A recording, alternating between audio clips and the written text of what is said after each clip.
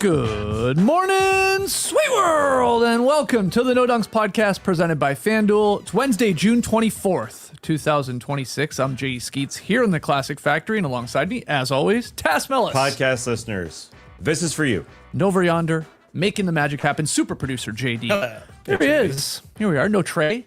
He's at the pool this morning. His girls are in the city swim meet at the big pool, Georgia Tech. Olympic pool, was it not? Yeah. It's very nice. Yeah, it looks so amazing. On today's show, though, we got some news later on. The Blazers have a new head coach.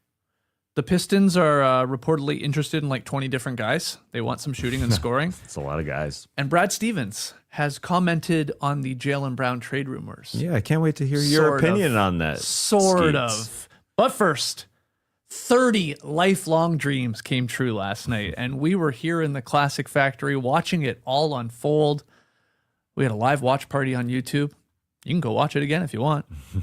Here's what we did. We cracked jokes. We ate pizza, did some trivia.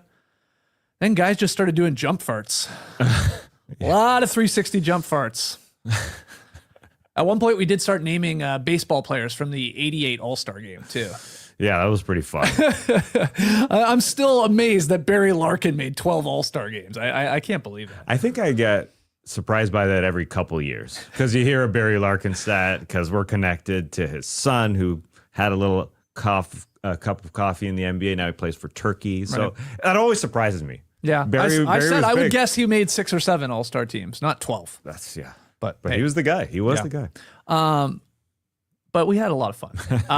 And we are going to give our sort of big takeaways or winners or surprises from round one of the NBA draft. The people who did the 360 jump farts? Well, the surprising part is I failed on many attempts. Yeah, but you succeeded. Well, I mean, I never fell over, so that's good. You probably never shit my pants, so that was also a win. You probably hit a higher percentage than Barry Larkin did average in baseball. Thank you. When you put it that way, yeah. I was a big winner last night. Let me set the table here about the 2026 NBA draft, because I think there were 4 parts to this thing. First part, chalk off the top, right? Wizards took DeBanza. Jazz took Darren Peterson. Grizzlies went with Cameron Boozer. And Trey Kirby's Chicago Bulls happily took Caleb Wilson. Yeah. We had thought this for quite a while here. I know maybe last week it was like, ooh, is it DeBanza? Ooh, is it Peterson? Could Cameron Boozer be selected? Maybe 1, if not maybe 2. No, we sort of knew this. Could a team trade down a pick? Maybe. Yeah. It went Didn't 1, happen. 2, 3, 4, sort of as we all expected. Yeah. The second part, that was the point guards coming off the board. The much debated quartet, right, of Wagler, Brown Jr., Acuff, and our guy, Kingston Flemings. And they went back to back to back to back. Sort of in a lot of the order that most people expected too. So really up until this point, it was sort of chalk. Like, seemed like the Clippers were in love with Wagler. Looked like the Nets had always wanted Brown. The Kings really wanted Acuff. They were ecstatic. And then Kingston Flemings is there, left for the Atlanta Hawks. Caca away. So how phenomenal was that? A yeah, guy we interviewed. We popped when he got selected. We've been doing this show a long time.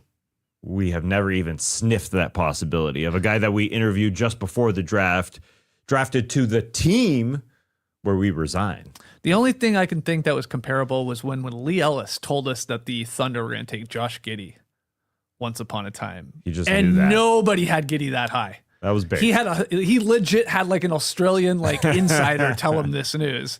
And he said it on the show, and then wow, it came true. That was pretty fun. Yeah, that was really good. Kingston Fleming, I'm sure we'll talk a little bit more about the Hawks. I guess I've been trying to compete with Lee Ellis's great prediction by saying that Austin Herro, Tyler Herro's brother, keeps saying that he was going to the Bucks. And it happened. Wow, yeah, man, you called it. My connection is Austin Herro's social media accounts. I guess so. He put up a symbol, or put up a photo, I should say, of a buck. Anyway. Third part, the draft became the Michigan Invitational.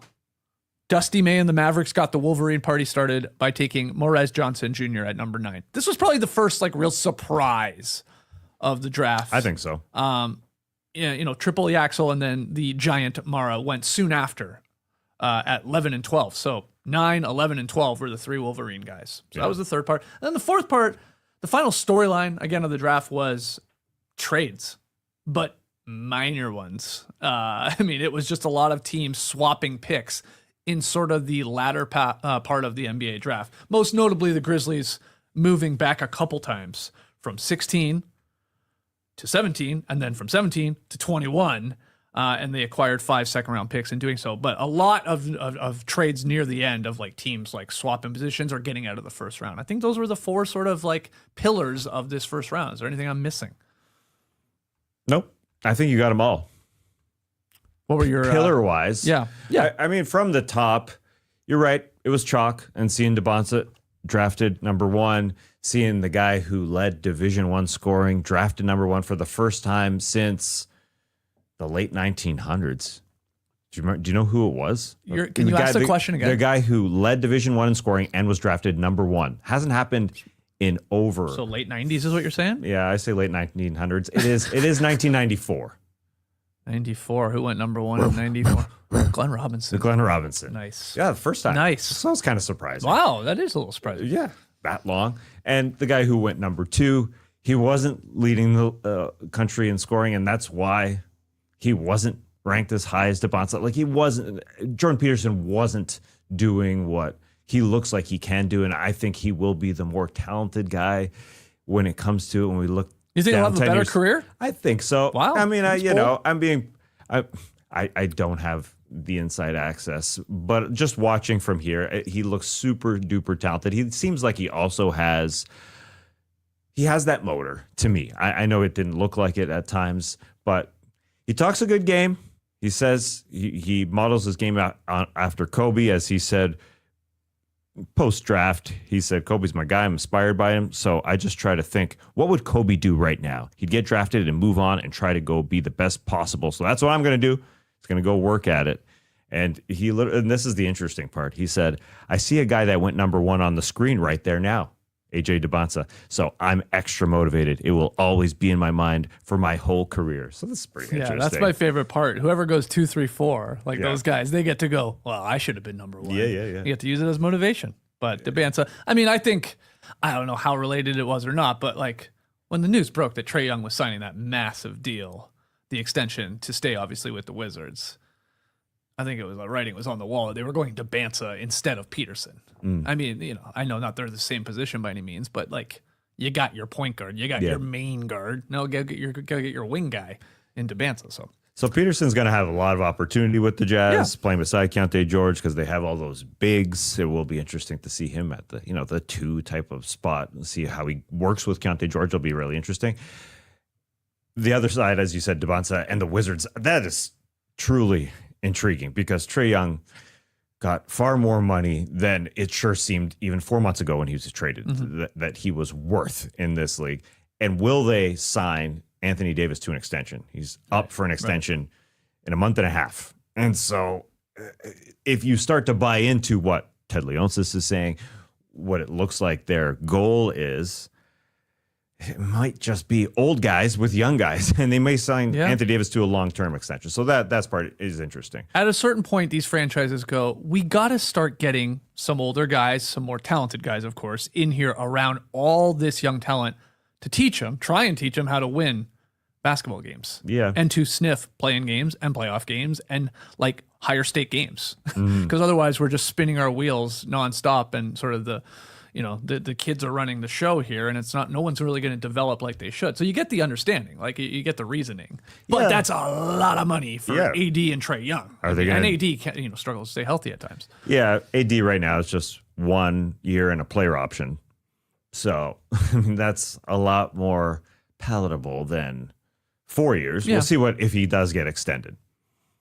That part is up for debate. I think the other thing that was interesting last night was both the Spurs and the Thunder did something to try and compete with each other. They sort of loaded up on ammo. Yeah. They did. Go ahead. They did, both of them. They both tried to get bigger. Adai Mara going to the Thunder as a huge guy to battle Victor Wembanyama. And he is really good passing the ball, really good touch inside. And we don't know what Isaiah Hartenstein's future is with the team. Not to say that Mara's coming in to replace him right here, right now. But down the road, that 7'3" body up against Victor Wembanyama, you could see that happening. Hartenstein is getting older, as they all are. So that up against what The Spurs did. At the same time, they tried to get big to battle with the Thunder with a couple guys, and that was kind of surprising. Jaden Quaintance, what a great name. Quaintance can play beside Wemby, and we saw what was going on with the San Antonio Spurs when they played the Thunder. They lack some size beside Wemby. He is a very, very big four. He can do a lot. He's a great rim runner. He will battle for 50-50 balls. And so that was needed beside Wemby. And then they also got a backup center late in the first round. They traded Terrace up to Reed. it. Yeah, they did. Terrace Reed, he's going to be 23 this summer. And he could easily be their backup center at some point. If Luke Cornett isn't up for it, this guy can be up for it. That's why they go get an older guy, a 23-year-old coming out of college, 4 years of college. So those two, they were definitely looking at each other and saying, how do we play against this team? The Spurs needed a 4, and the Thunder just need a monster, Right. a big player. And you know, the Chet Holmgren discussion can happen, but they needed size. It's Wemby time. That was one of my takeaways as well. Those two teams, those two rivals that we expect to be seeing each other in hopefully multiple Western Conference finals. Yeah, sort of shoring up their rotations here. I'll take it one step further, too. You brought up Mara there, OKC at 12. Maybe does soften the blow if Hartenstein does move because of a cost-cutting move or not, but he's just going to help because he's huge. A 9'9" standing reach. This guy's 7'3". The other tidy work they did, OKC traded 2 second-round picks to move up one spot from 17 to 16, like I said, where the Grizzlies moved back, to select Bennett Sturtz, who is like a true point guard out of Iowa. And, you know, you can look at this as OKC doing this move right after they traded Aaron Wiggins for 2 second-round picks. So sort of, I think they're looking at him as a replacement for Aaron Wiggins. Obviously a much cheaper, controlled cost rookie deal here with Sturtz. Like, I think that's the thinking there. So that's nice. And then, yeah, I just like you said, the Quaintance part's interesting because that guy maybe slipped a little bit because of his injury concerns. Because he had the torn ACL in his freshman year and then didn't play a lot this last year. I think that's a little bit of a worry, but the guy's a beast. So if healthy, yeah, absolutely. Works hard, runs hard, lob threat, all that good stuff that you could see him out there alongside Wemby. Yeah. So, yeah. I can't help but see Kevon Looney when I see Quaintance's face. He kind of looks like him. I just can't help it.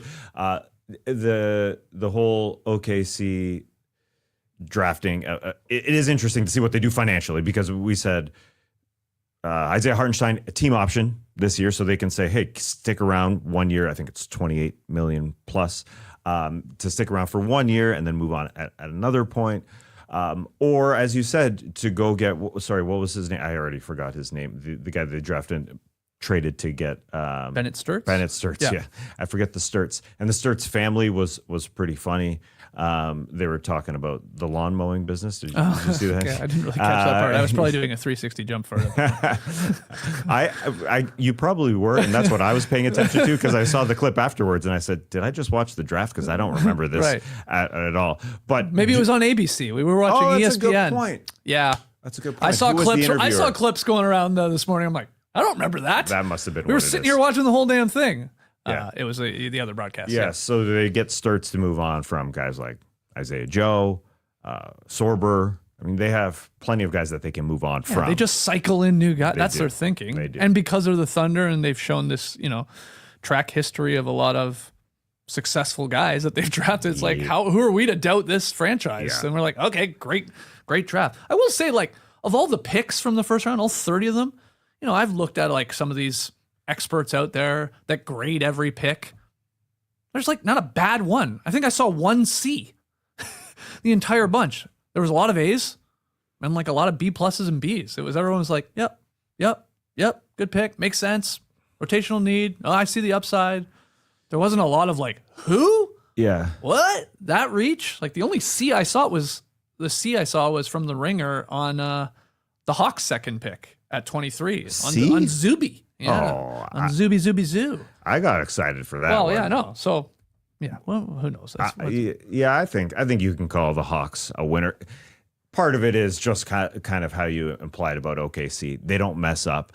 Ansi Saleh and the Hawks front office, they should be trusted right now. So to get the first Zuby edge of 4, looks really, really good. At 6'9", 245, he is so active. He plays so hard. According to some things that I read, he plays harder than anyone in the draft. So can he, at the number 23 pick, play aside Jaylen Johnson and sort of be an undersized center at times when you go away from Onyeka Okongwu, just to play really, really hard beside Jaylen Johnson. Jaylen Johnson needs that kind of guy beside him, just that motor. And so I think he could help defensively to go on with, along with Kingston Flemings, who is just fun to watch. I think he's just one of those guys that you see. He's a pogo stick because he can jump really, really high. He can stop and pop. He is super fast. He looks kind of crafty in the way he gets his space. So I think those two guys, lump them together. Some call it Ejiofor the guy who plays the hardest in the draft, and some say Kingston Fleming's the most athletic of anyone because he is super, super quick in the draft. So, I would call him a winner. Yeah. I think maybe the pushback on the Zuby selection is like you have Asa Newell already, and same sort of size, 6'9", 6'10". Obviously, haven't seen a ton of him right now with the Hawks, but I think we'll expect to see him a lot more and get more opportunity here. I don't know. So maybe that's the idea. Zuby's a tank in comparison, body-wise, and the motor is different. We got to see Asa Newell in the G League battle. Got to interview him up close. He's got game. Oh, yeah. He's like 20. I mean, he's young.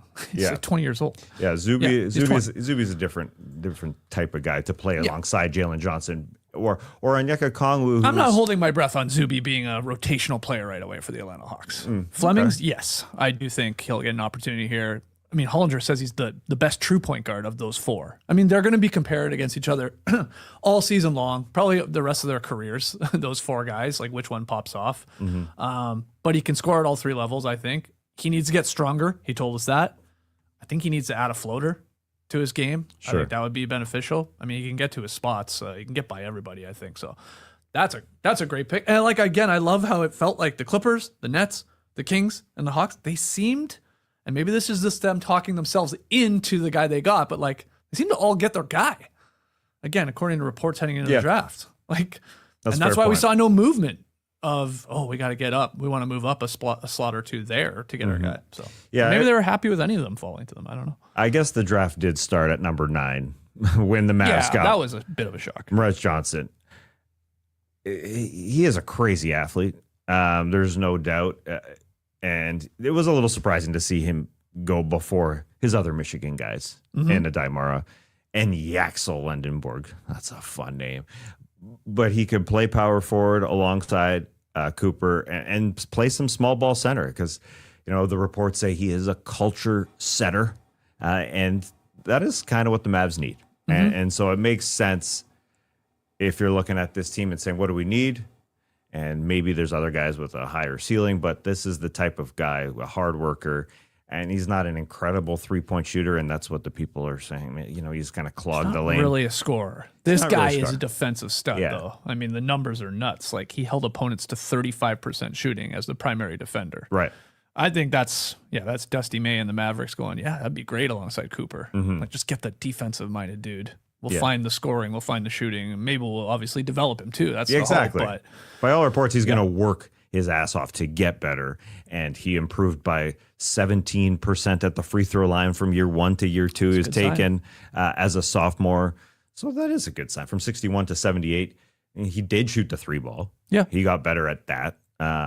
He wasn't even shooting it in the first year of his college career, if I'm not mistaken. And then he started shooting it more, and he was, a little below average, but he did shoot it. So, but people thought of all the Wolverines there at 9 for the Mavs that Yaxel would maybe be the selection over Morez. Yeah. Yeah. And Yaxel does fit with the Warriors, being an older guy. He was our emotional one of the night, wasn't he? He was. Yaxel was probably the most tears. Oh, yeah. Most of these guys were pretty stoic. Yes. Just like professionals already. Yes. Nothing wrong with crying. But him and his family, obviously, Yaxel was very emotional. Oh.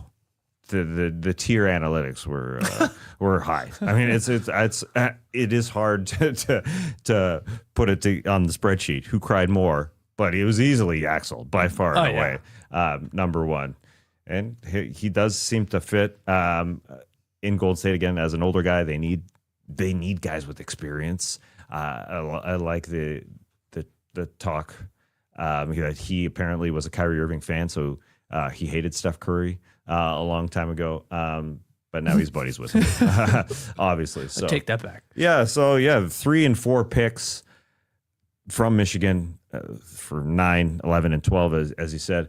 I couldn't stand because we watched it live. We watched Dusty May, now the Mavericks head coach, formerly the Michigan head coach.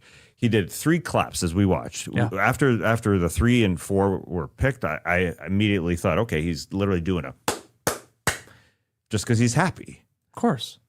But the headline, how you get the video carousel on ESPN, if you sure. open it, it said Dusty May frustrated. Was the word frustrated used? It was some sort of negative, like I can't remember exactly, but it was like what was he frustrated about? Well, I don't know. They were hard claps. He was not smiling. So that was the word that they used. So are we and supposed I just to believe he was it. frustrated where those guys went? I have no idea why they I'm chose. confused. I think they chose. Yeah, Dusty May frustrated after Thunder draft Adai Mara. That's what it says.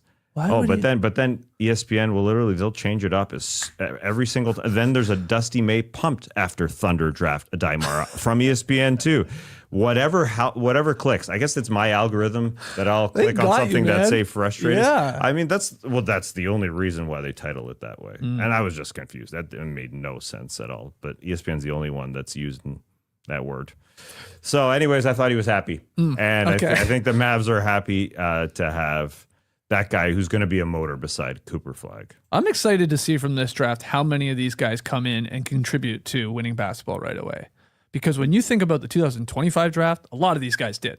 Like, obviously, Cooper, the number 1 pick, but Knipple, VJ, Harper, of course, in the playoffs. Colin Murray Boyles, even. Like, there was guys contributing. Yeah.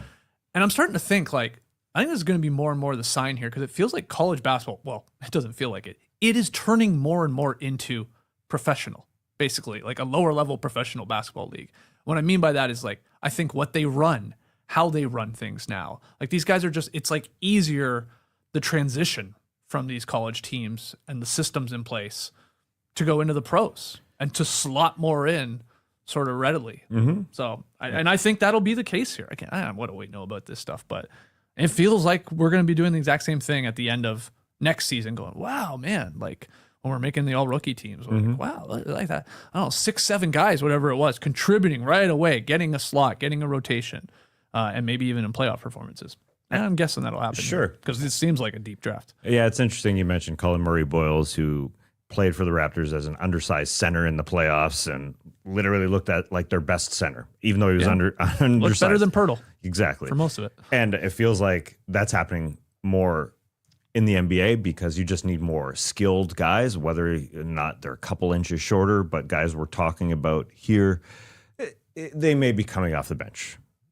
The Zubies, he's going to start. Zuby Ejiofor is going to start on the bench. There's no doubt. But guys like that, you will see undersized centers, and you could see Morez Johnson at times. I mean, playing beside Cooper with some center, and you could see the Mavs trading all their centers now, whether it's Daniel Gafford or a smaller guy like PJ Washington.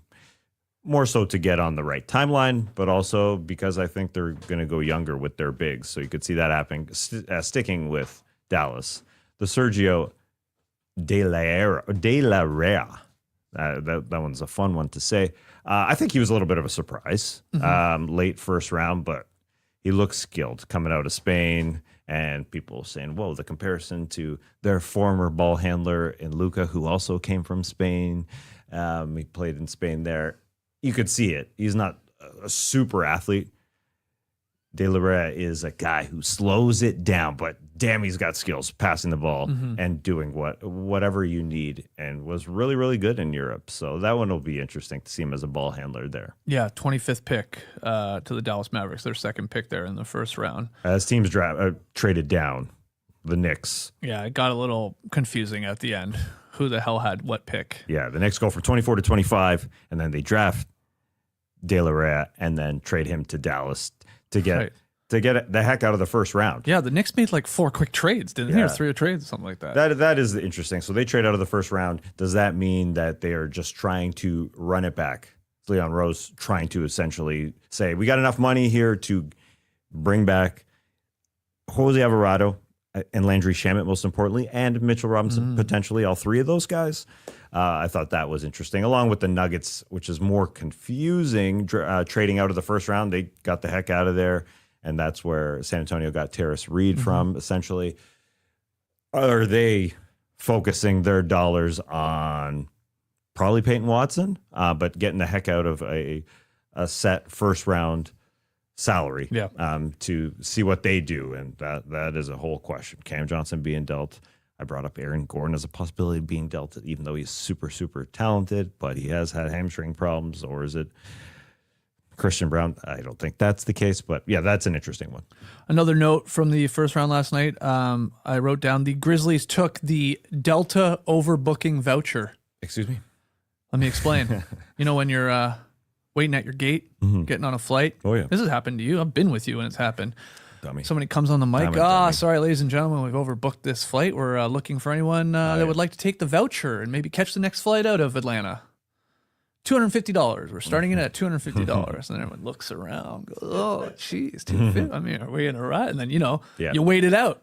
We've been, at least when we've done flights from like Vegas to Atlanta, Summer League comes to mind, when there's a lot of people here, we're going there, work-related, whatever, just packed flights. Only a couple flights a day, they got a lot of people. That's what I'm saying. Like, I've heard it get up to like 1,000. Right. And people are still not even taking it. I was with Matt Weiner. I was sitting with Matt Weiner once of NBA TV. And even Matt Weiner, I mean, I don't know what he's making. I'm not counting his checks, but like, even Matt Weiner was like, at a certain point here, I mean, what is the rush to get to Vegas? Maybe I take the next flight. Yeah. Anyway, the whole point of this is that's what the Grizzlies did last night. I think they took the voucher. They let it go up because they traded, as I said earlier, the 16th pick to OKC for 2 second-rounders. And then the 17th pick, they flipped back to Detroit. So they went back to 21st. So 16 to 21, 5 spots back, and they got 5 second-rounders. They took the voucher.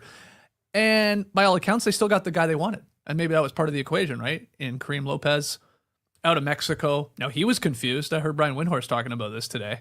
Yeah. They were like interviewing him, and he didn't seem to know that he was on the Memphis Grizzlies. Well, they seem to be breaking the news to him because I think he thought he was a Piston. Yeah. Right. Maybe somebody didn't tell him. Maybe it just like, there's a lot going on. And it sort of got a little confusing. Anyway. For the first Grizzlies. Mexican player drafted in the first round. That's right. History made. But he did slip. He could have been taken a little bit higher, but good for him. I like that analogy right there. Yeah. Have you ever done it? Not once, no. Oh, I haven't either. Don't trust it? I think the problem is I don't fly, like we don't have to fly a ton for, work-related things, or obviously if we travel for personal reasons. It's like there are people that are flying around the country all the time. Like that is part of their job. And then it would be like, yeah, of course. Like, why wouldn't you? Like, who cares? I can go the next day. Like, it's not a big deal. Like, for us, it's usually like, oh, we're right up against it. We got to be there to do a show or to do this, like, requirement. You know what I mean? So it's like we didn't have the flexibility. Yeah. I would love to do it. I would love to proudly walk up there or I don't know. How do you even do it? What do you do? I'll take it. Great question. Like, what do? You just go to the desk and say, hey, is he still offering that $1,000? Like, do you have to whisper, Yeah, they give you a pen. You have to sign something. I'm kidding. You don't have to sign anything. Yeah, I don't know. I'm always just so fearful that it's like, nah, something's going to go wrong here. Right. That flight you're telling me I'm going to be on 5 hours from now, no, that won't happen. So I just get concerned. Yeah. It all depends on salaries, too. I mean, how much you're making, what point of your career you're at, if you're making Matt Weiner money or Diana Rossini money. I just read an article about her making $800K approximately. Yeah. So, she says, no, I ain't taking that. I would imagine she just gets on that plane. She gets on Vrabel's private jet for all we know. Too soon? Well, hey, it's a juicy article. I couldn't help but read it on The Athletic. It was on the Times. Oh, that's true. Yeah. Anybody else you want to talk about? Well, yeah.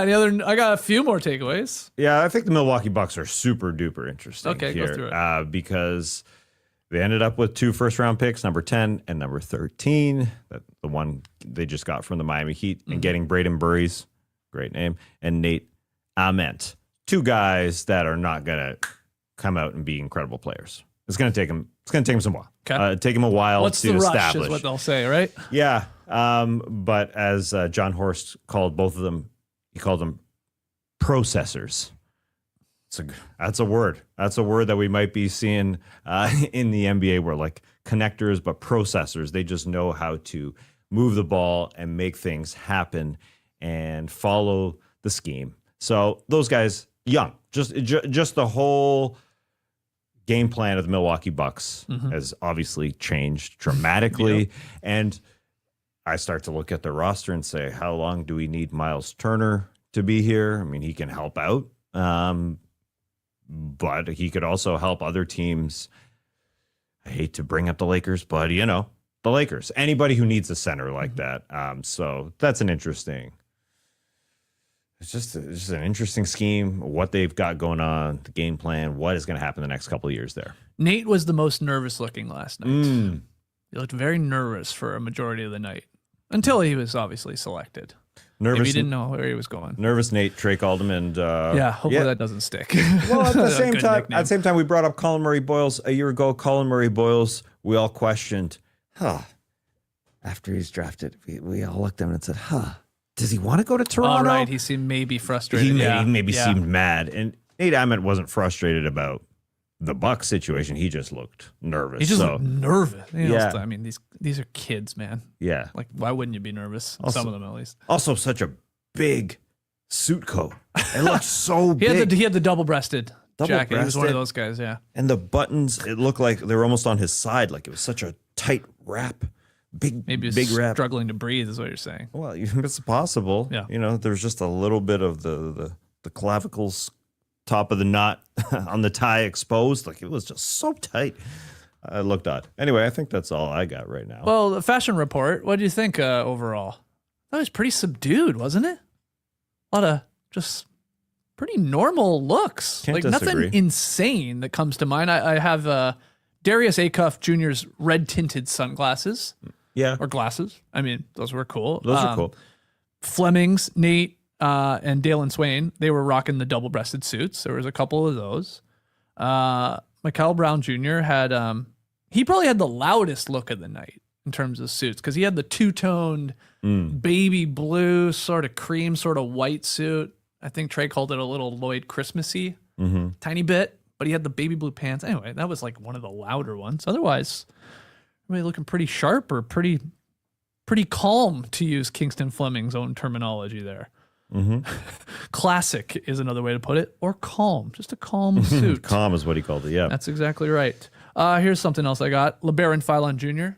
falling to the Sixers at 22. I think they're very happy with that selection. No doubt. He was one of those guys that maybe was anticipated to go a little bit higher. And then my underrated prospect, when we did that a couple days ago, was Joshua Jefferson. And he fell to number 28, Brooklyn Nets. I like this pick. This guy has elite basketball IQ, reads the game really well. He can pass. Love that too. Sam Vecini called him a Kyle Anderson type. So I think them getting him at 28 is a potential steal. He'll get an opportunity. Now, your guy did not get drafted. Yeah, weird. UNC big man Henry Visar. And a couple other guys, Malik Thomas and Isaiah Evans. He was definitely sitting there in the green room. They're the best available players probably here in the second round tonight. I assume those three will go pretty early. No doubt. Right? Well, some doubt, I guess. I thought they would go, Henry Visar would go late first round. Well, I think all three of those guys probably thought they were going first round, because it's a bit of a market miscalculation, right? Because of the NIL money that these guys can make now. They can return to college for serious money. Compare, when you fall out of the first round, not obviously any sort of guaranteed money or something like that. So, yeah. Especially Evans. I mean, he's sitting in the green room. That means there was some first round interest signaled to him and his team. Right. But he just sits there in his cool sunglasses. So I'm guessing he goes very early here in the second round. I totally agree. Yeah. I'd assume they all go fairly early. One other note I just had from Darren Peterson. He was asked by Brad Parker, hey, what number are you going to wear with Utah, and he said, number 22, I've always worn it, but Kyle Filipowski wears it there. So Brett Parker said that to him. Like, you can't, I guess you can't wear it. He said, well, we'll see. We'll negotiate kind of thing, and we'll see what can happen. And then he was asked, well, what's your backup other than 22? And he said, well, I'm a Kobe guy. I just got a Kobe tattoo on my shoulder. I'll show it to you sometime. Maybe I can wear 8. But that one's taken too. Isaiah Collier. So that's an interesting one. Decisions to be made. Yeah, tough one there for Darren Peterson. And Caleb Wilson, again, number 4 pick of the Chicago Bulls. Did you see that he shared a throwback photo of himself in Bulls attire as a kid? Yeah. Brilliant. Him and Swain, who was drafted as well. Yeah, 15th. 15th. Yeah. Super athletic, both of them. Both are going to run with Josh Giddey, and we'll see what he can do with Nick Claxton. So that'll be Tiago Splitter's game plan. Will be very different than what Tiago Splitter did with Portland last year, which was, hey, Denny, it's your time. Now it's Giddey time, just pushing the ball. I assume Swain and Caleb Wilson are just going to run your lanes. That's what they're going to do, I assume. But here's what parents of potential high draft picks need to do moving forward. At a certain age, whatever it is, 5, 6, 7 years old, again, you're seeing talent. My kid's going to be in the NBA. You got to take a photo of that child in every team's gear. Oh, boy. That's what you do. You just bank a photo of every single team, your kid rocking it, and then you just pull out the ones you need when we get close to the draft, and you find out where they land. Bank a photo, but also drop some bank on 30 uniforms. A lot of money going to Fanatics, unfortunately. You're right about that, yeah. But we have seen a Jokic in old Nuggets gear, Wemby in an old Spurs jersey. Yeah. Who else? Cooper Flagg wasn't in anything Dallas Mavericks related, was he? Am I making that up? From Maine, did he I don't care? know. But obviously now Caleb Wilson in the Bulls. But that's what I would do. He's smart, yeah. And then it's just like, oh, it's destiny because the fan bases eat that up. They're like, oh, it was meant to be. They don't need to know about the other 29 photos you have on your phone. Just delete them. Yeah. Yeah, just a little tip. Little tip for anyone out there moving forward. Yeah. And a jersey will do too, Like it doesn't have to be I don't know. I has don't to even be think an it needs to authentic be jersey. a jersey at all. Right. It just needs to be merch. Yeah. Totally. Do you have any other random notes on the production that we watched last night? Again, we were watching ESPN. I mean, a few minor hiccups, but I thought it ran pretty smoothly otherwise. Yeah, it ran really well. The only one that was really bad was the Dirk interview they played for Hans Steinbach. And we couldn't hear it. On our feed, we could not hear it. They apparently could hear it. He was reacting like he could hear it. He was hitting Dad's knee. Yeah. He couldn't believe it, man. Dirk's sending him a message. Yeah, that was pretty cool. Yeah, we couldn't hear that. And then there was at one time like a camera guy got in the way. Mm-hmm. That was basically it was really good. Yeah. There was some long sessions at the desk because they were waiting for Adam Silver to come out. That was kind of odd. Man, this thing, the first hour flew by. Yeah. Like there was very few commercial breaks. I don't know what pick we got to until we had our first commercial break. It was amazing. Yeah. And we got into the first pick pretty quick. Like Silver came out. Wizards were on the clock. We were moving. It was between 40. We started at 8 p.m. Eastern. It was like between 8:40 and 8:50. Incredible. We got our first commercial.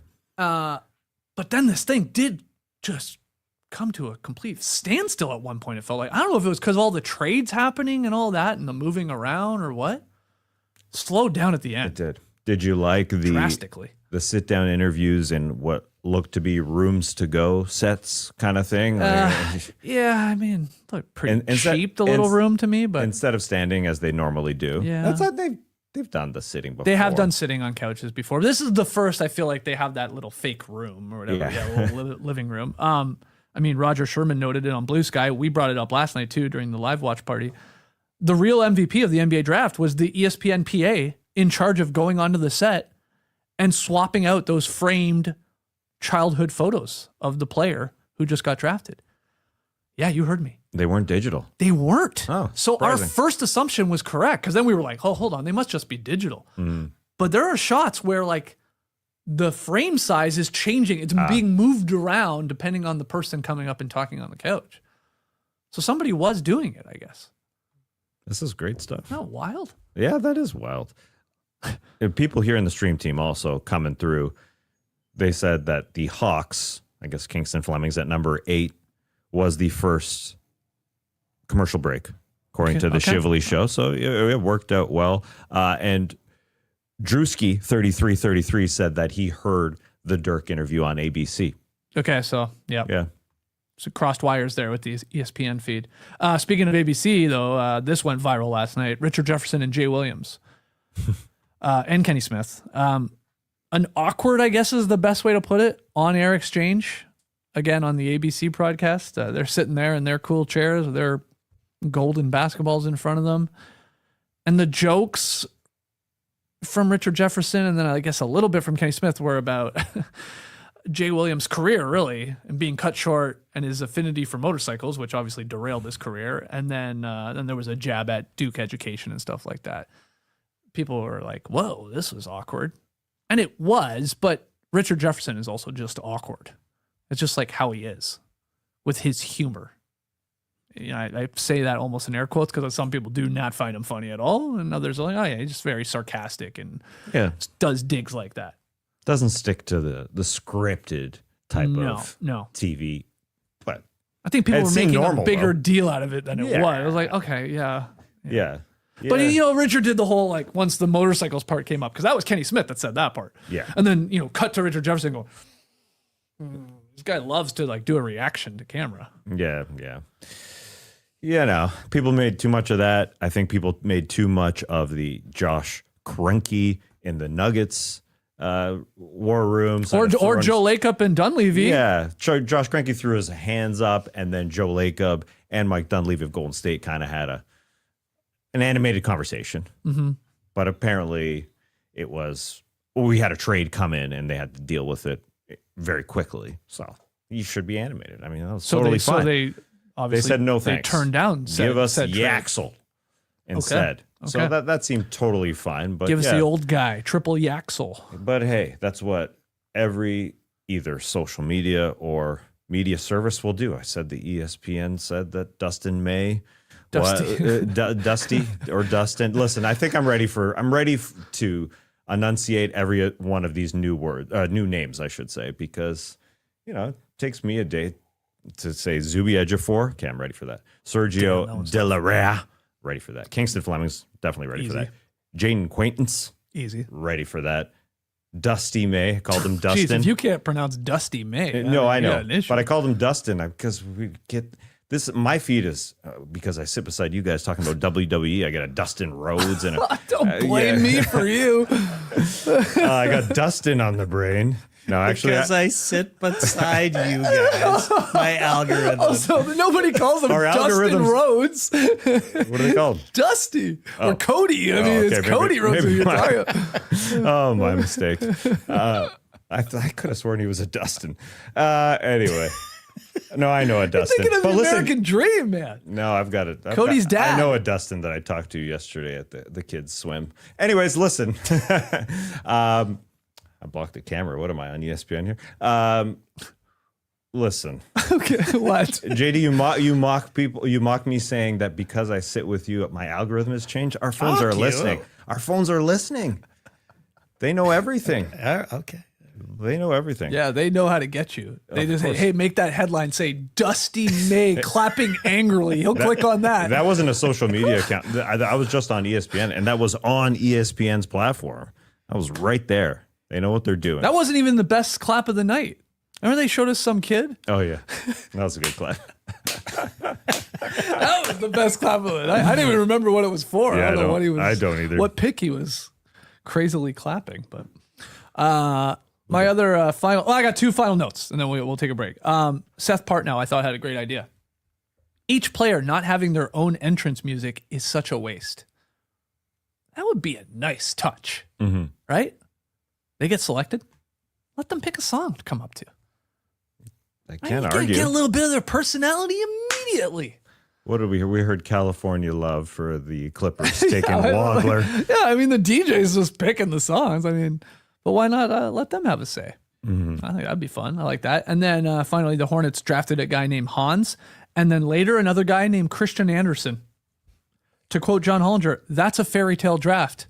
Hans Christian Andersen was their draft last night. Obviously, the Danish writer. Are you familiar with the Danish writer? Yeah, of course. What do you write? Little Mermaid for sure. Yeah. The Emperor's New Clothes, I believe. Oh, I don't know how many others that have been spun into. Ugly Duckling. Ugly Duckling, a classic. Princess and the Pea. Oh, also a classic. Hans Christian Andersen. Yeah, that's not wild. it is wild. What are you looking? Well, I'm backed by some stream teamers who are calling me out, but also saying Dustin and Dusty. That's the father-son combo. One's a Dustin, one's a Dusty. Is it Oh, not? because you're thinking, Gold Dust. Yeah, well, that's a wrestler. Oh, no one ever called him Dustin. Well, that's his name. Okay, so Anyway. it went Dusty Rhodes, Yep. American Dream. Yeah. He had two sons, Dustin Rhodes, aka Gold Dust, creepy Gold Dust, and then Cody Rhodes, the American Nightmare. All right, we got there. Yeah. Dustin Rhodes, yes. And We're not calling him Dustin May though, okay? Dustin. It's weird May. to call a grown man Dusty. I will say that too, but that's his name.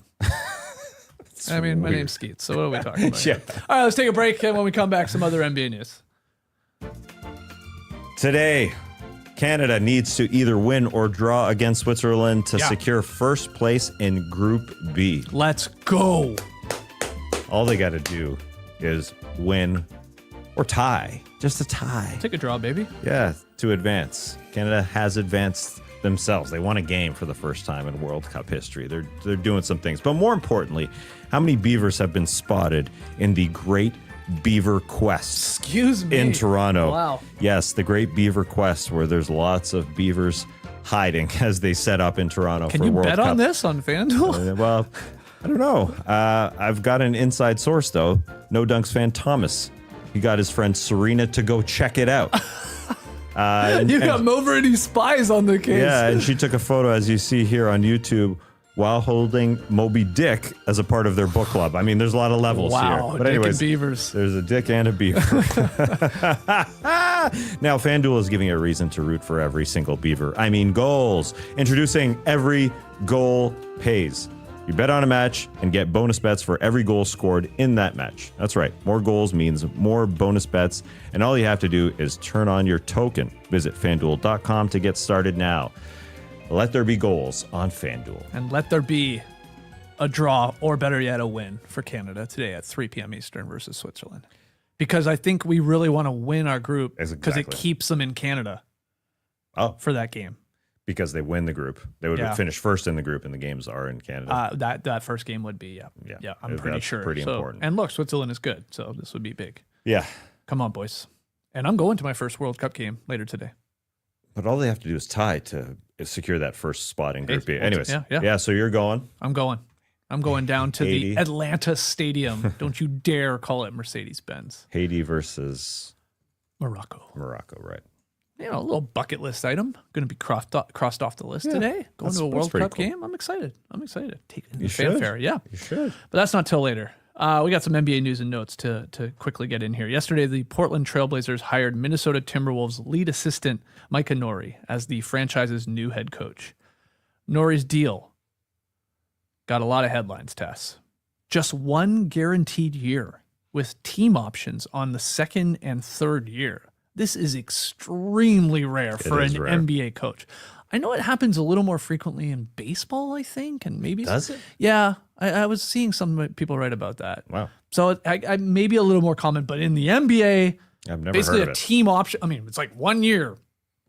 Impress me. And of course, it's Tom Dundon, who everybody is like saying, oh, this guy's the cheapskate here, and he's the cheapskate owner and all that. So anyway, that got a lot of headlines. Chris Finch was pissed off about that, by the Yeah, way. I Yeah. listened to Chris Finch defend his guy, Micah Nori, his assistant. Yeah, he said that he wished more attention had been paid to Nori's accomplishment here than the terms of the contract. Quote, that's a personal decision. That's a business decision. That's between him, the team, and the agent. So, yeah, that's fair enough. But is it's fair. still strange. There's no denying that it's strange. Whether or not you support Micah Nori, because I definitely do. I don't know if part of his sliding scale that they're calling it.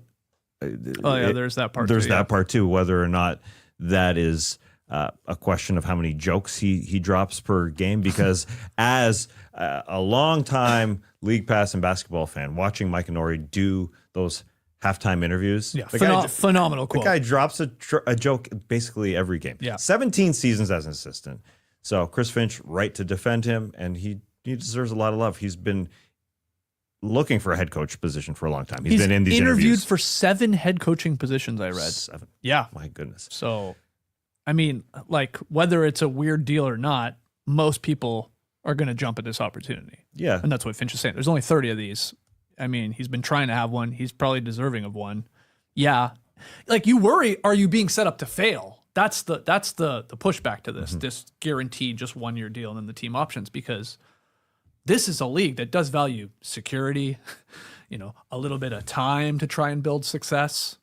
So that's a little scary, because this is also not like a 15-win team. Let's keep that in mind. Mm-hmm.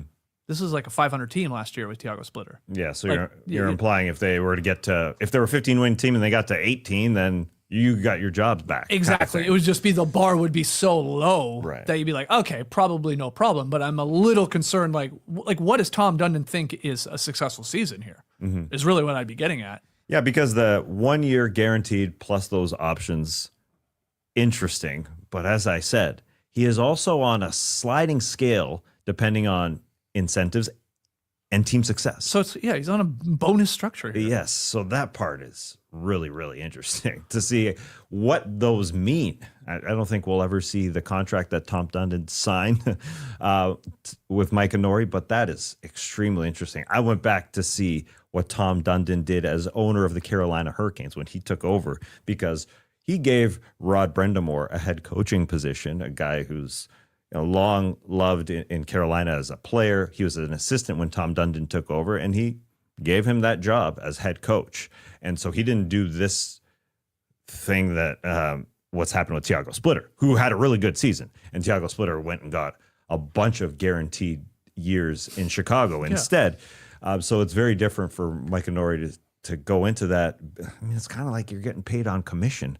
I don't know if Tom Dundon and his employees, because he made his money from subprime car loans, which is, people who don't have high credit getting car loans. I don't know if his salespeople who are selling these car loans to these people were based on commission or whatever.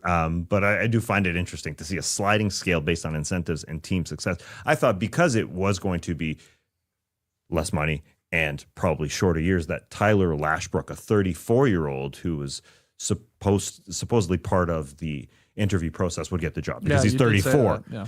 And Micah Nori's been around for a long time. So Nori's definitely more established. Oh, way more. And again, I do think that part of that is like, if it's a 20-win team, then maybe it's the young guy there, right? Yeah. This whole new rebuild. But there are pieces here. 42 and 40. Yeah. They had success. They have an all-star. There are other young talent. They might make a move for all we know. Like there's like goals, I would imagine, to make the playoffs here in a loaded West.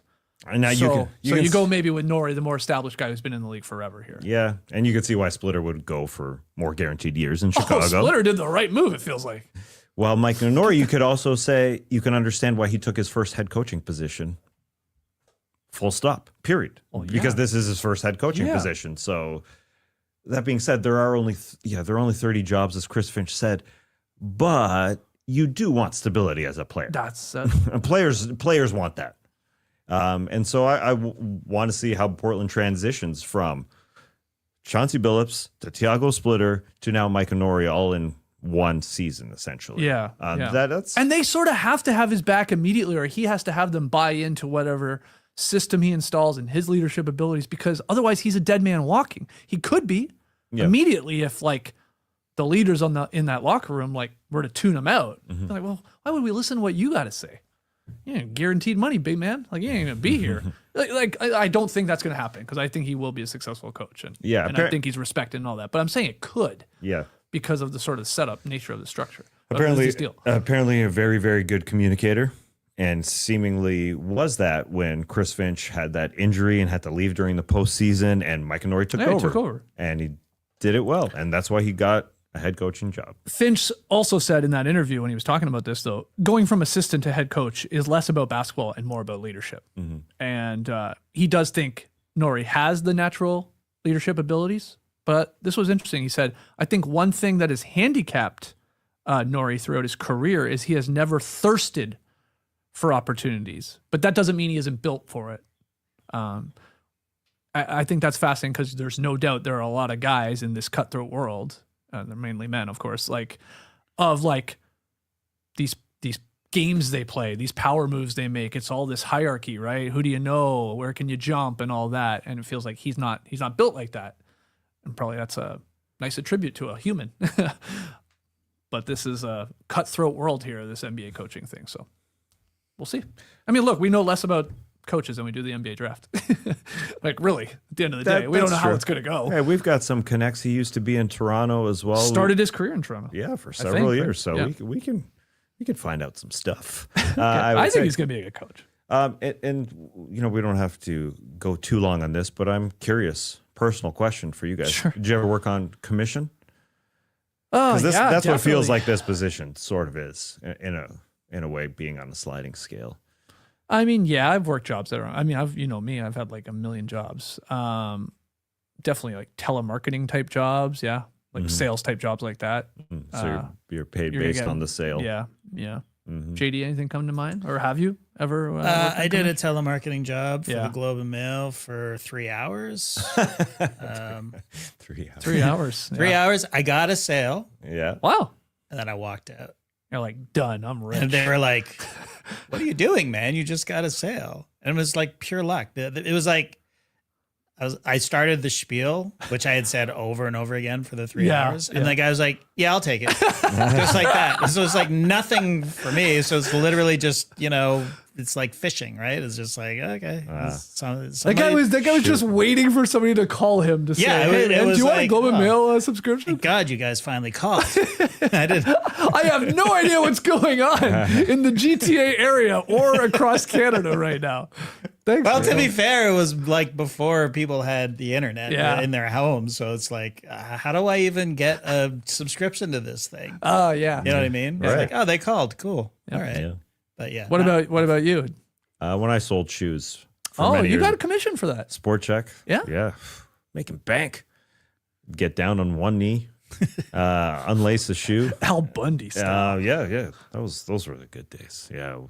Really? Those were the good days. Oh, yeah. You like feet? Well, I don't mind feet. I'm not as scared of feet as you are. I definitely would not want to be seeing strangers' feet all day. So good on you. Yeah, there was a sock drawer, so people come in with sandals and bare feet. You got to throw them a couple pairs of sandals. Hey, that was a fun part of working in the shoe department, though, was the sock drawer, because you would throw up to your colleagues, to your fellow workers. You'd throw one up into the sky and they'd look at it, and then that's when you pepper them with the other pair of socks. That was fun. Shenanigans. I love Yeah, lots of shenanigans. But the 6% was good. Shenanigans. My man Dave Setton, he got me that job. He was the vulture. They called him the vulture. They called him the vulture? Oh, yeah, because Why? he'd have like 4 customers at a time while I'd just be sitting there with one customer. So he would pounce on everybody because He it's commission. Yeah, it's commission. Yeah. Exactly that. Yeah, it's the You're worst, just sitting there man. playing with socks the whole time. They're like, come on, Mel, let's it go. was busy. No, it was busy enough that we'd all have customers. It was a good world, man. 6%. What would you made 6%? Yeah, that was high. That's high. That is high. That's when they got the heck out of it. That's when they started lowering it. That's very It high. didn't make sense for them financially, but they're still doing well. Sport Check's still doing well. Great. All right, Yeah, next. I worked at Athletes World real quick, Yeah. and I hated it because there was just too many Dave Settons going around like vultures. Like, Yeah. Yeah. Because it was like you make eye contact with one person, that's your guy. Yeah. You know what I mean? Oh, right. And I'd be like folding a shirt, and then 2 guys are Boom. already ahead of me. Yeah. So, That sounds like they were overstaffed. yeah. It was a new store, so they definitely were. You worked at Athletes World. I didn't- You learn something new How every long? day. 4 hours there? What It was how long? like more like 4 months, but Oh, wow. yeah. Okay. All right. Next piece of news here. Celtics president of basketball operations, Brad Stevens, said Tuesday night that Jaylen Brown remains valued by the organization. Stevens didn't specifically address the steady flow of Jaylen Brown trade rumors when he was talking to the reporters, but he did speak about the Celtics' current relationship with the All-Star forward. And I will read you what he said. Quote, Jaylen Brown is a big part of us. I'm never going to predict the future. Every indication, everything I think about over the last few years has been building around those guys, talking about Tatum and Brown. You never know. But at the same time, the one thing I want to make very clear is how valued he's always been. He's been amazing. He's been an amazing teammate and a great person to be around. End quote. Brad Stevens on Jaylen Brown.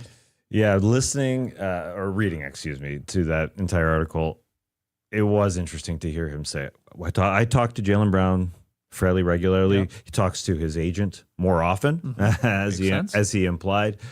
But all I could think was, what does Skeets think of this? What does Skeets think of his potential to be traded this season? Because you were adamant on our show yesterday. Was it yesterday? Yeah. They all blend together. Yeah, We're doing so many shows in a row here. That Jaylen Brown was being dealt this season. Still think that? I feel even stronger about it after these comments. Interesting. Come on. I mean, first off, he's been amazing. Talking in the past tense there. He's been amazing. Come on. Yeah, he is amazing. He's been come no, on. I know. No, but I do believe he's on the trade market because he did not really walk that part back. He didn't. He didn't say you're making all this up, you reporters, because they're not, because that seems like a reported deal for the honest thing of it all. Now it's whether he's still available. Do I think teams are calling about Jaylen Brown? 100%. And I think he's on the trade market, and I think he will be dealt. And none of these comments changed any opinion of that whatsoever. Yeah, my situation with this whole Boston thing is, how much did Jaylen Brown ruin the relationships with his teammates and or front office because of how often he's been on social media the last 2 months since being eliminated? Like how much has that? I don't think that's had much of an impact as maybe people are making it Well, seem. see, that's why I don't think Brad Stevens is just saying, okay, we got to get the guy the heck out of here who's been here for a long time, obviously won the championship. And the only two rumors as far as trades go were for Kevin Durant and for Giannis Antetokounmpo, 4 years apart. So guys that were, you can argue now that it wasn't a step up for Kevin Durant, but at this point of time in 22 and now 26, a step up is what I'm trying to get at here. So I think it's all about the relationships that he has with his teammates, because who are they trading him for to improve that team? That being said, if he has this sort of perspective, opinion that he needs to be a number one type of player, then that's different. He's also coming up on a contract extension that'll be at $70 million. This is a big part of the equation here too, right? Like they're good together, Tatum and Brown. That's been established. I mean, it wins you a lot of games. It has won you a lot of playoff series, and it won you a title. And he was amazing. But, and I want to read you something that Ziller wrote in his newsletter this morning. There's one more wrinkle in all of this that's been a little undersold. And again, I'm reading from Ziller's article here. How Jaylen Brown has looked over the last couple of postseasons, and most specifically that fateful series against the Knicks in 2025. He looked pretty shaky in that series. Oh, yeah. Gets overshadowed because of New York's comebacks, because Porzingis was a disaster. Tatum got injured, of course, so it sort of got overlooked a little bit. Brown let them down in that series, and then he he did preside over the Sixers' embarrassing win over them too. It wasn't great. No. So that's two playoff series here that were enormous disappointments for the Celtics and a little bit for Brown there. And so, again, the twitch, whether he's frustrated, and I think he probably is, and rightfully frustrated with like his name always being in these trade rumors, like, yes, but I think it's Brad Stevens looking at his team, the structure of his team moving forward, going, it might be time here to cash in now. What do we always talk about with these superstar players? Like they wait, and the value and the trade package just goes down, down, down because your hands get tied a little bit. And so I think he might be proactive here in getting obviously more players, still good players, obviously picks and something like that. A hell of a draft return for someone like Jaylen Brown. I think it's like more to do with like the Celtics franchise moving forward. So that's why I think he's going to be moved. In addition to all the other stuff here. I hear what you're saying. Is Brad Stevens, does he know that the time is done, essentially? That's the question, right? Whether or not Jaylen Brown can continue to be in a really good locker room. That's really the question. And yeah, they can extend him, but they don't have to. They don't have to. He's signed for 3 more seasons, this upcoming one and 2 more that he signed to as his extension. So it's really... Is this team the same one as it was last year? And now we got a full year of Jason Tatum. why don't we run it back? It's I think, I made the Bert and Ernie comparison yesterday where Tatum is the quiet guy and Jaylen Brown is the more vocal guy, and I think they do sort of work together that way. So that's a good sign. But really, it's internal to me. But things run their course too. Yes. I mean, we've seen this a million times throughout NBA history. Yeah, like that's good the question. teams, it just runs their course. That and is the question. You can hold on and you can run it back and you can tinker and you can do all that. You can. And you can also just go, let's just go a different direction and like freshen things up. And, I think he's going to be traded. I buy all these rumors and I buy I understand even the thinking. I could be wrong. I mean, look, I don't know. I've been wrong about these things before, but I do know we also, as the NBA media, always needs a guy to like talk into being traded. It was Giannis for a long time. And I think it's pivoting to Jaylen Brown now, Trade said he made the case for Anthony Edwards. I think we're still a year or two ahead of that. I think right now it would be Jaylen Brown as like the number one guy on the NBA media's list of like, he'll probably be traded. And we'll just keep talking about it until he is. Because I think he will be. It's possible. They made it work for 9 years despite any sort of trade talk that it was either get us a better player in Giannis Antetokounmpo or Kevin Durant. That was the conversations. It wasn't them saying get us a better player, but the Celtics themselves could upgrade that way. Or it was during the time that they weren't successful, and everybody in media just said, "Oh, it'll never work. It's time to break them up." Yeah, exactly. They fought through it. Yes, they did extremely well. So, really, the question is, 9 years into their relationship, Tatum and Jaylen Brown, do they want to keep doing this? Right. As Jaylen see a little bit of a bigger picture than, okay, we just lost in the first round. I was the number one guy, and I just like it a lot. Or can he say, whoa, big picture here. The grass ain't always greener. I was gonna say the green ain't always grasser because it's fun to say that. But where is his perspective too? Yeah, I don't know. You weren't sold by Brad. No. But no, not at all. All right, we shall see. Next piece of news here. According to the Stein line, the Detroit Pistons have added Norman Powell to their list of free agent targets this offseason. The Pistons also have interest in Coby White. They might also be interested in new Bucks sharpshooter Tyler Herro and OKC's Isaiah Joe and Trey Murphy III, who's in every trade rumor, and Kyrie Irving, apparently, and literally like 8 other guys, Tas, because it feels like Trajan Langdon and the Pistons front office is wisely looking at trying to increase their shooting and maybe even their playmaking around Cade Cunningham. Any reaction to the Powell, the White, the Herro, and these other guys I've listed? They all make sense, even though there's 100 names out there. They need a second score. Simple as that. They don't have one. Right now, under contract, they'd be running out Cade Cunningham alongside Duncan Robinson, Asar Thompson, and bench guys. Jalen Duren's obviously going to come back at some point, but he ain't their second best scorer. And so one of these guys, as you mentioned, a bunch of them all make sense. Coby White would be their second best scorer. He'd be coming off the bench behind Cade. But Tyler Herro, as rumored to be moving from Milwaukee to Detroit, since moving there for the Giannis Antetokounmpo, would also easily be their second best scorer.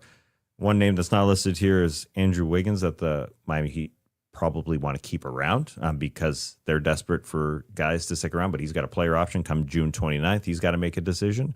But Wiggins, I think, would easily be their second best scorer because Tobias Harris is a free agent in Detroit.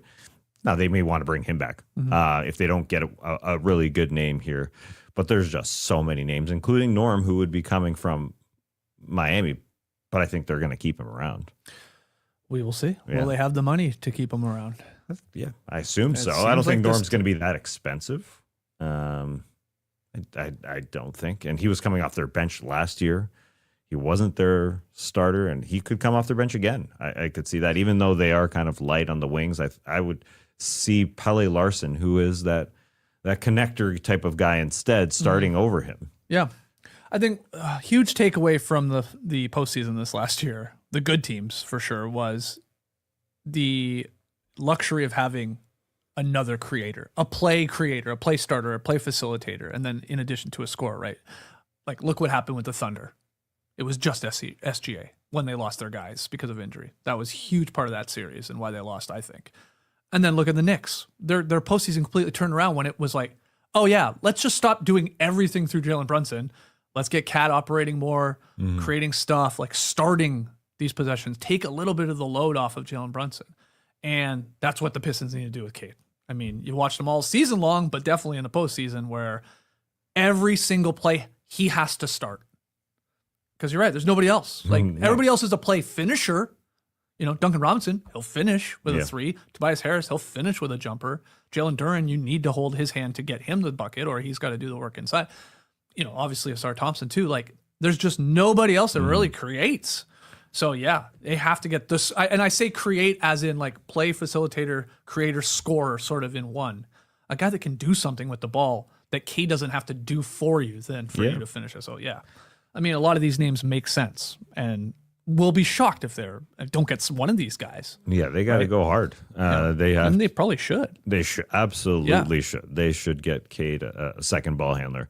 I would argue that Dennis Schroeder, who was with the Pistons in 24-25 and played in that first round playoff series against the New York Knicks where they lost in 6, made so much more sense than anybody they had on the floor in fourth quarters in this playoffs where they were able to beat Orlando, but then lost in round number 2 because they didn't have one. They said, Karis LeVert, we'll give you a shot. It didn't work out with Karis LeVert.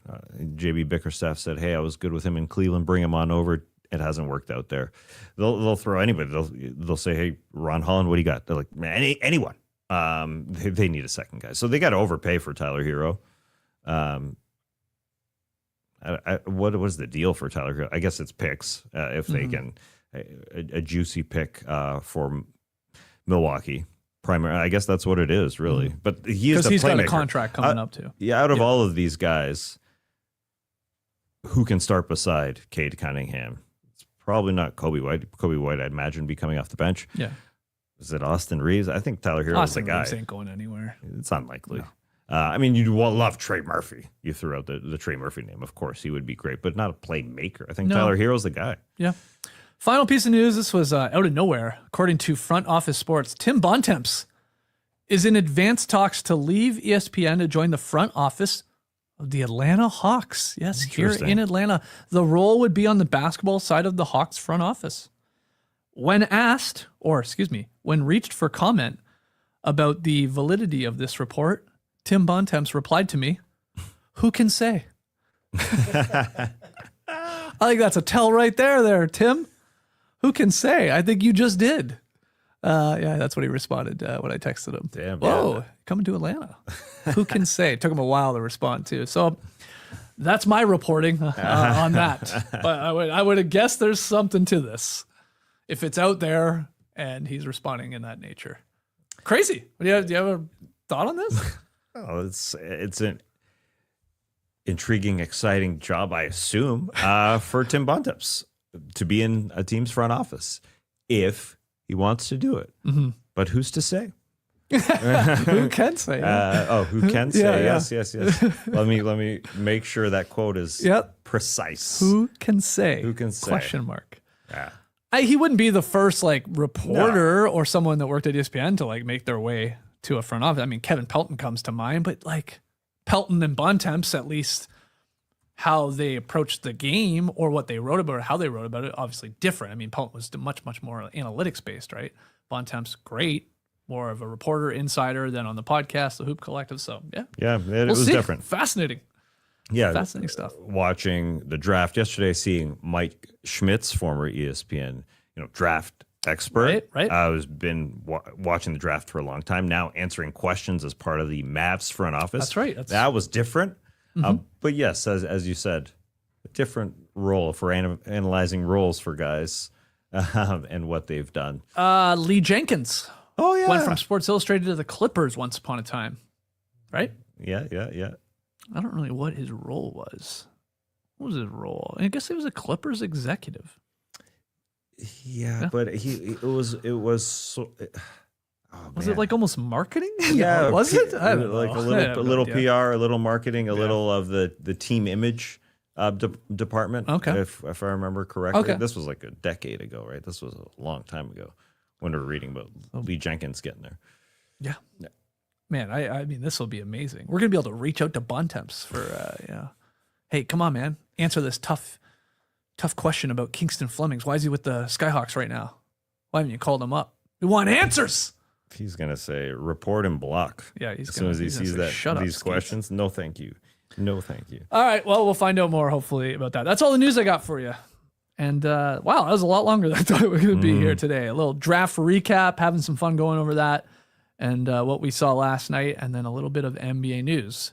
Got some extra time in the show because we're not doing one tomorrow. That's right. No show tomorrow. But let's hope, actually, for us and our sanity, we could use a chill 24 hours. Yeah. You know, like just hold off on any Jaylen Brown trade, any big deal, Trey Murphy, something like that. Even Tyler Just Herro. wait. Yeah. Just wait till at least Friday would be great. But we'll be here on Friday, whether something happens or not, for the Drop Podcast. Just the three of us again. I think TK he'll be in Chicago on Friday. So we'll be here. Hopefully you'll join us live on YouTube at 10 a.m. Eastern, or watching later, listening to the podcast. Whenever you consume the show, hit the like button, subscribe, 5-star ratings and reviews. Back on Friday with the Drop. Who's got rapid fire this week? Is it me? I think it's me. It's me or JD. I think you just did it. I just did it. Yeah. I think I did it before Tas. Oh, damn it. So it's either Trey or you. No, that means it's me. Trey won't be here. Yeah, I'm still regretting that question I asked about what's something that you could do for 43 years. I know it's not a bad question, but we got to pride ourselves on keeping them fresh, and that is a question that we've sort of been asked. God. Every question we asked, we've asked. Nah, that's not true. I mean, almost 90%. Come like on. a variation. Yeah. It definitely feels like it when you. Oh yeah. When you're writing them and when you're reading them, when you see them and you go, didn't we just ask? Think about how excited we just got when JD told us he worked at Athlete's World, and we were like, "What? We just learned something about you we didn't know. That's exciting." Well, and that you sold Globe and Mail over the phone. That was a new I one. think we've That was heard that 3 one. hours of my life. I think you've said that one before. I delivered the Globe and Mail. Oh, maybe. We've talked about kid. paper We've routes. talked about that. Because Yeah. I had a paper Many route years. in the hospital. I've talked about that before. Yes. Crazy. Cushiest deal ever, man. Oh, hold on, man. I had to deal with death at an early age. You don't want to put that on anyone. What do you had to lay the paper on Bob hell? who had just passed away? No, I would go around every day and my route would suddenly decrease by 2 people because, Mary died. Don't worry. Wait, you somebody- don't think that happens in a neighborhood? Way less, I would hope, than a hospital. Well, doesn't somebody just fill up that space anyways? Fill up that room They eventually anyways? they don't get the paper automatically. But so hold on, you had people who subscribed to the paper in the hospital? Yes, they That's lived so in. optimistic of them. Right. Well, not everybody that goes into the hospital dies. They do. They don't some stay. leave. They don't live there. No, they leave. Yeah. So those newspapers, would be amazing if the obituaries get updated with somebody down the hall. Oh gosh, now I get to read about this person down the hall. Oh, it was great. Why do you say it was cushy? Because I didn't have to deal with the weather. That's the only reason you're saying that. Yeah. Yeah. That's the biggest thing, the weather. Like Wow. 6 a.m. in Toronto in February. Yeah. Yeah, that's true. I guess I was not a morning delivery guy. I think I did it after Yeah, school. I think yeah. I did it after school. I delivered the Star at one point. Yeah. After school. Yeah. Yeah. What a time. I did the Mississauga News and the Toronto Sun at some point, but I was mostly driven around. Driven around. Yeah. Yeah. Yeah. Just too What? spaced out. By who? In the burbs, man. Yeah. Who the hell drove a you? parent or a sibling? Oh God. Yeah. That's I a had tough old, gig I for had your old pa- siblings. Yeah, so, like a brother or something. they would, Sister. Oh, it was so fun throwing from the car. You were throwing? Wow. Yeah, breaking Now that- windows. See, Well, I was. no. I was. Mississauga's Wild West, man. I know. Like, you had to go to the screen door, put it in between the Oh, screen yeah, door and yeah. the thing. Yeah. That's what you had to The do Wild Yeah. West. because the mean streets of Toronto, people just be stealing those papers. Otherwise, Goddamn if it was right. down by the sidewalk. Mm-hmm. No, it was. Stealing. The worst was a guy named Bruce. I've told this story before. I don't remember. Bruce, look, he was in a wheelchair and he was in the hospital. I mean, for maybe for his entire life. I don't know. He was there for a very long time, but he would take advantage of like new people. Because when I got the job, they're like, you gotta be careful of Bruce. Like he's really nice, but he's going to like he'll have you doing things. Because he would just like he would ask for you to do things, and like of course you start off like, yeah, I'll get that, and then it's like quickly you're like brushing his teeth for him. You're like, what the hell is going on here? So yeah, Bruce, Loose Bruce. But once you're like, all right, I see right through this shtick. You're like, yeah, whatever, Bruce. See you later, man. Yeah.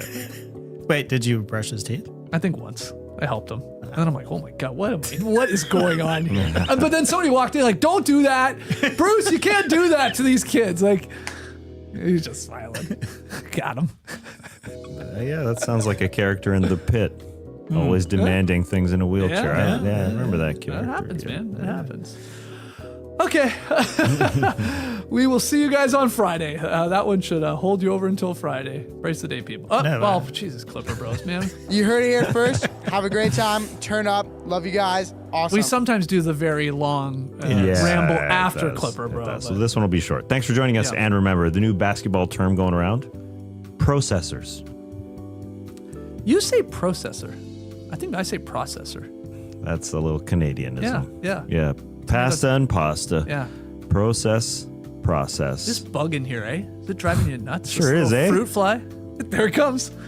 I saw I you got do. this I saw one. you do this once. I saw Trey did do I? it last night. Yeah. This is fruit fly season Yeah. in the south. It's only getting worse. This one's slow. All right. Hasn't been eaten a lot, we'll so kill I'll that get it fruit easy. fly by Friday, everybody. Embrace the day and go Canada.